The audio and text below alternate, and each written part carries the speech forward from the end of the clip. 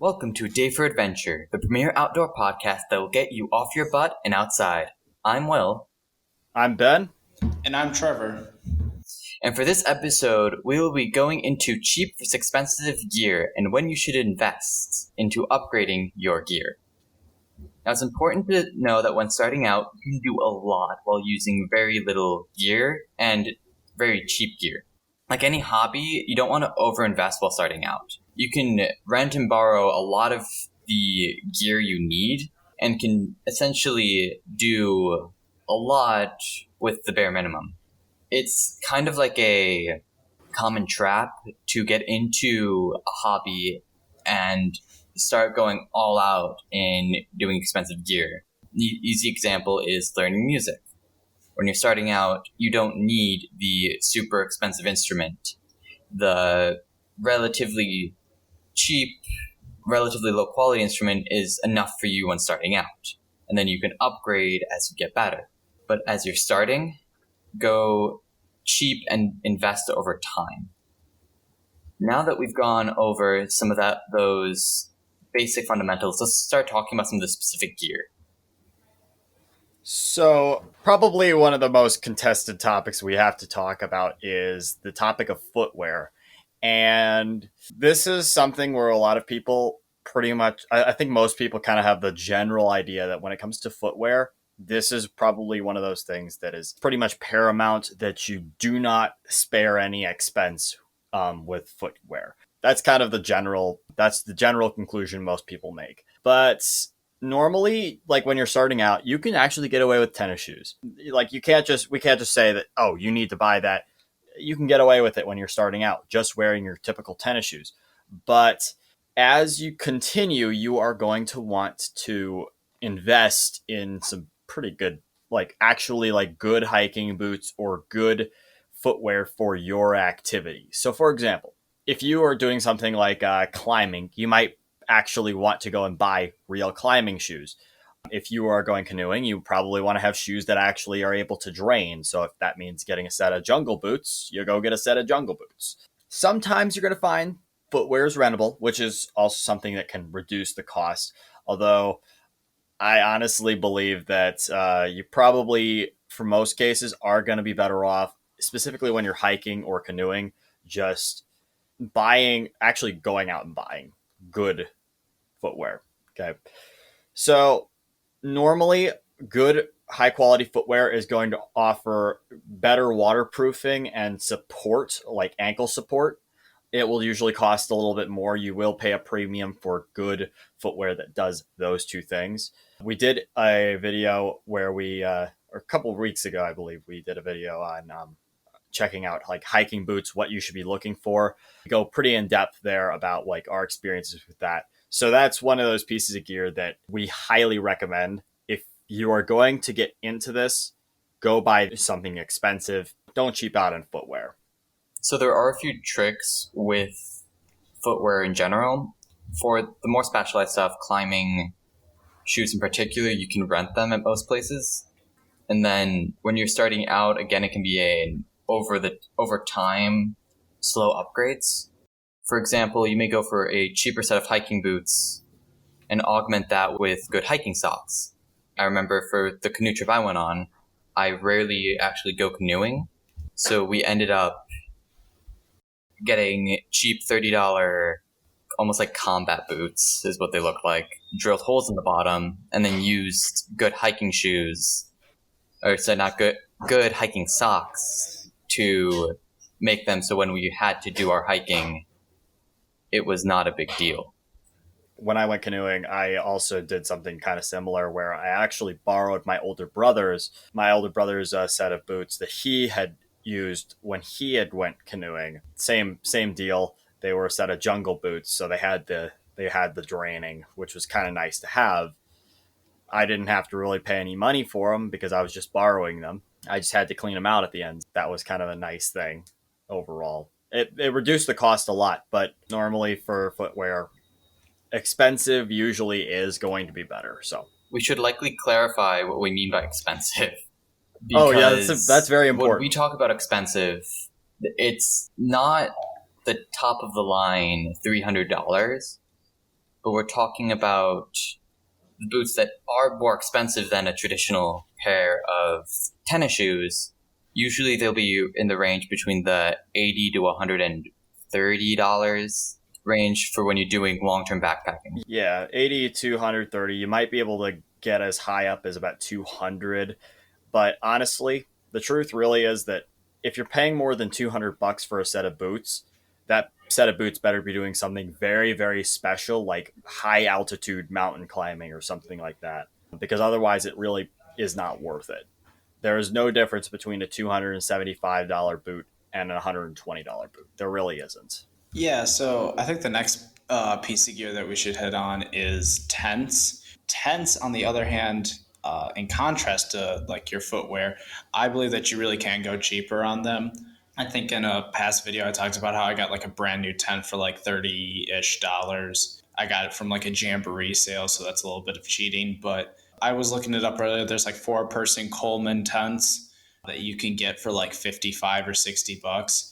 And those will work perfectly fine. My current tent is a 4-person Coleman tent. And yeah, I have no problem with it. But the same as most gear, if you really want to just save money on it completely, is to rent. Tents are one of those more easily rentable things. And also, if you're doing specific things like backpacking for week or weeks, then you're going to want to look into those more expensive, lightweight backpacking tents that are really small and you can just fit on the inside or outside of your bag and just take with you deep into the backcountry. But then for tents, they can last a pretty long time. Like I had the same 2-person tent for all my years in scouting, all my years as a youth in scouting, I should say. So that's probably about 8 or 10 years. And that's because just taking care of them and cleaning them is really, really important. Because I would slack on that sometimes, and that's how my tent ended up losing its waterproofing, which I didn't figure out till it rained. If you want more info on tents, take a look at our tents and sleeping bag episode, as we do go into some of the different types. For backpacking backpacks, or backpacks in general, there's essentially 2 kinds. The one I said, backpacking backpacks, which are more of your multi-day trips, and then you have your standard day packs. For day packs, a standard school bag, even sometimes as light as a drawstring, can work in most instances.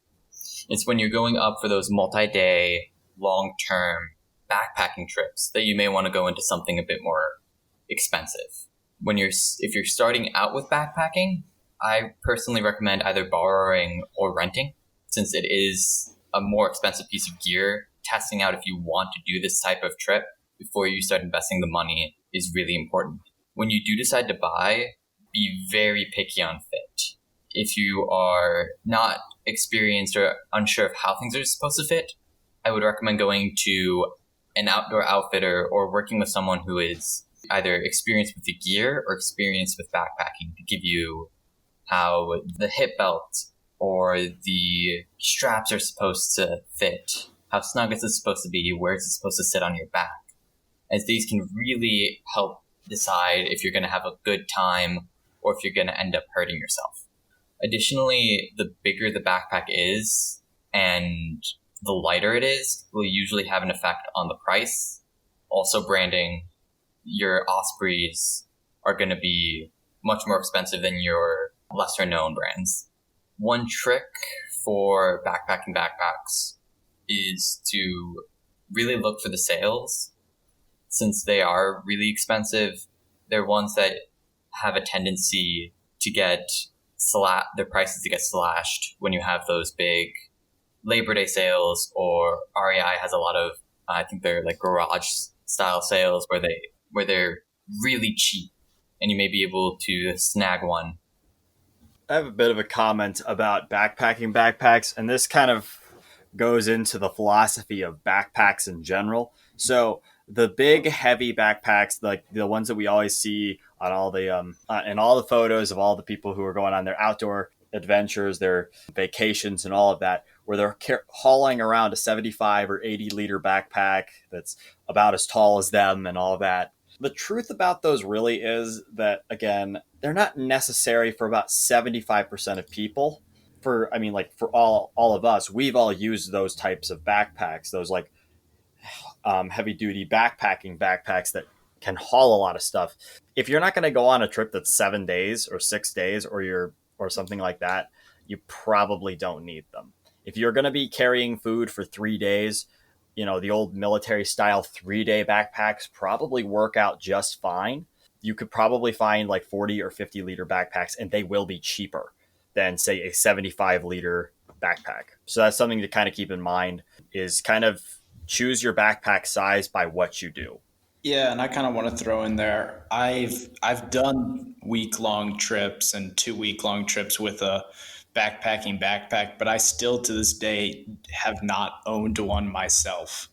I have my first 2 big trips, I borrowed one of my patrol mates' backpacks, and then all my other week-long trips didn't have too much hiking, so I've basically just taken my dad's old military duffel bag, which is about the size of my upper body, and I've just put all of my crap in that and taken it wherever it needs to go. So I have one final comment about the backpacks. When you buy a backpack, you don't want it to be something that lasts 2 or 3 years. If you're going out to actually buy a backpack, because it's one of those pieces of gear it has a pretty large cost to it initially, you want it to be something that is going to last 10 or 15 years. So when William is talking about getting it properly sized and everything, get it properly sized, because you don't want to be the person who goes and buys a backpack and then it doesn't fit you in 3 years. Get something that is going to be both kind of adjustable, but also actually fits and is well built. That's one of the reasons why we go expensive, but make sure it's something that you're going to be carrying for 10 or 15 years, because otherwise I don't really think it justifies the cost oftentimes associated with a backpacking backpack. I want to just build off that quickly. If you are someone who's growing a lot, like if you are like a first year in Scouts and you want a backpack, but you're going to be like 3 shoe sizes bigger and a foot taller in 3 years, there are backpacks, like backpacking backpacks that are super adjustable. So you could look into one of those, but then knowing how to adjust it as you grow is something important to look at as well. Oh, that's actually a good point. One thing, there was a small mistake I made when I bought my backpack, is that I assumed that when I bought mine, because I was 14 at the time, I assumed that I was going to grow quite a bit and that I needed to make sure I had a backpack that was going to be my proper spine size, as we call it, like a 19 inches spine. And at the time I was 18 and a half. So I wanted to go to a large so that I would be at that level and it was going to be perfectly fine. Well, I found out later that my spine grew to exactly 19 inches 5 years later. So my backpack that I used the first time I went to New Mexico was actually too large for me. And it was only just starting to fit me properly the second time I went, because I went and bought a large when I probably should have bought the medium that would have actually given me a lot more adjustability to my size. So that's something that, again, the people at REI, they told me to go get a medium, because they said, look, you're this size now, you probably want to just go with the medium. And I'm like, well, I think I'm going to grow, because that's what everybody else in my family did. Then I didn't grow, and that was a shame on me for 4 years, and then I just barely fit my backpack properly now. Anybody else got a comment on the backpacking? Backpacks? Any fun stories? Nothing? Okay, well, in that case, we got sleeping bags. So sleeping bags are one of those things where you can actually, this is a really tricky one to gauge, whether you go cheap or expensive, because on one hand, you can go really, really cheap and not have any real trouble.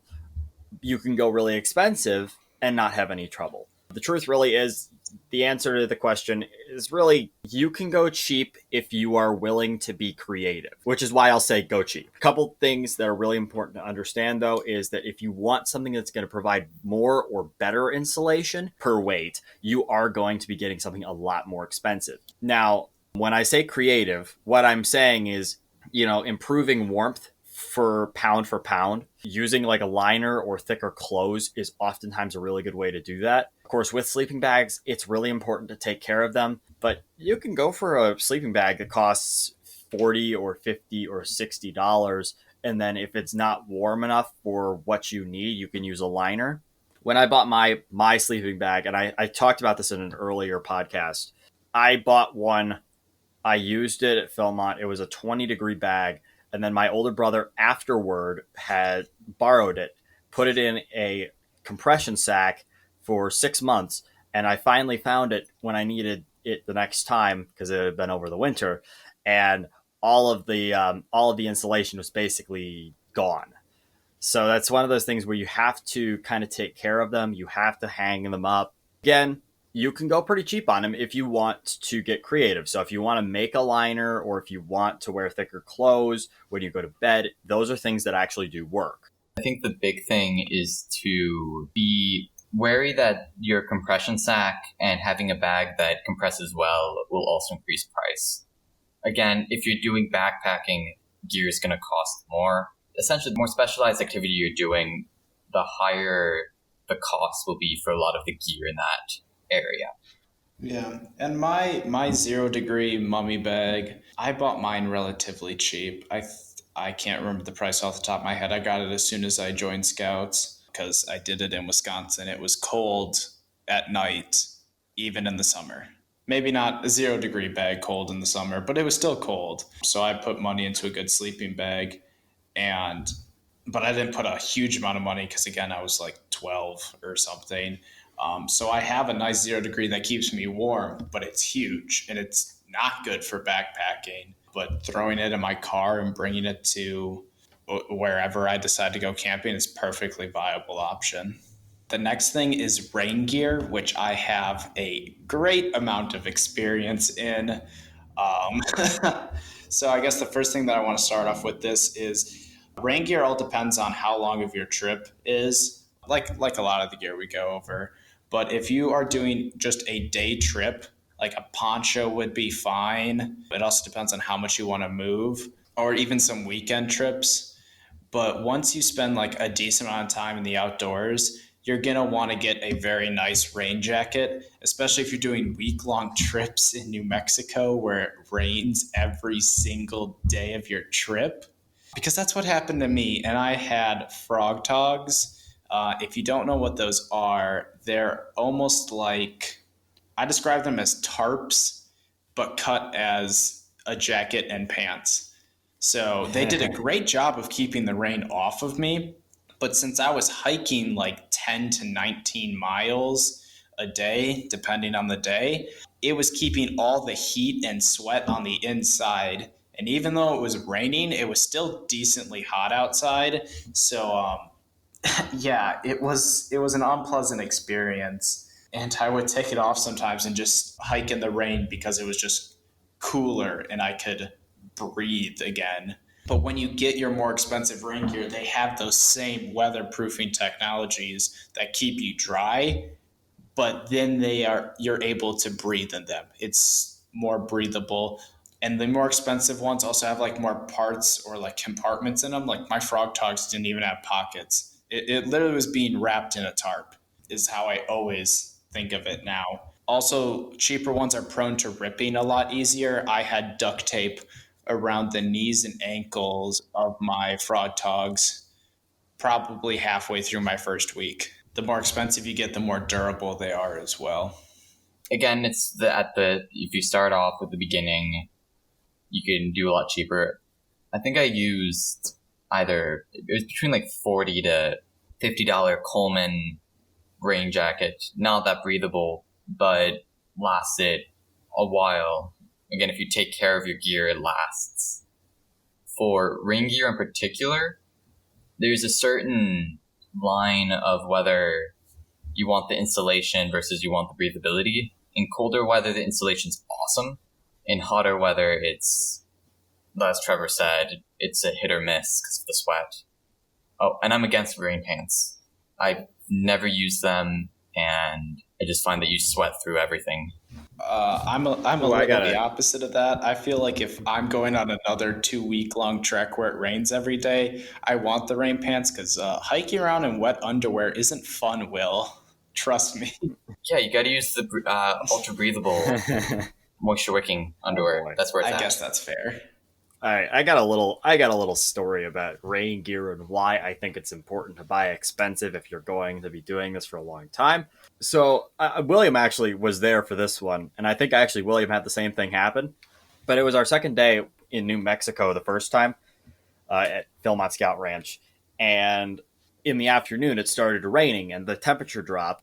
So we had to hike like 3 miles through the rain, and it was initially it wasn't all that bad, but then I started feeling really, really cold, and that was weird because I had it was 70 degrees outside, and I didn't really know why that was or why I felt so cold. When we got to our campsite, I was basically freezing to death, and I actually found out kind of after I took off my rain jacket after camp was set up that I had pretty much gone hypothermic because my rain gear was not breathable enough that it was wicking off the moisture of the sweat, and then that sweat was basically dragging the rain jacket onto my skin, and then the water, which of course is like this is mountain rain, so it's actually a lot colder when you get a raindrop. Normally it's like maybe 70 or 80 degrees when it gets to the ground level.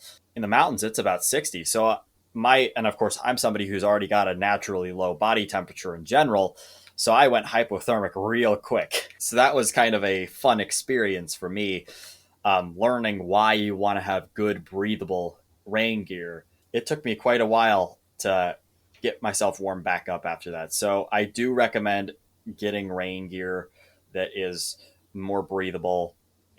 It's worth the expenses. I will admit, William made a comment about rain pants.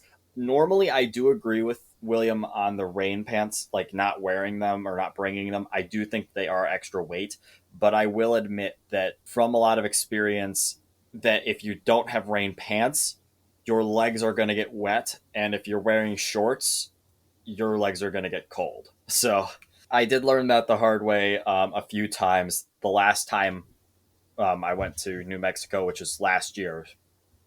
So that's something to keep in mind. Alrighty, now let's jump into stoves and fire equipment. Luckily, a lot of stoves you can get for pretty cheap, especially if you're not going for the super specialized or the very huge stoves.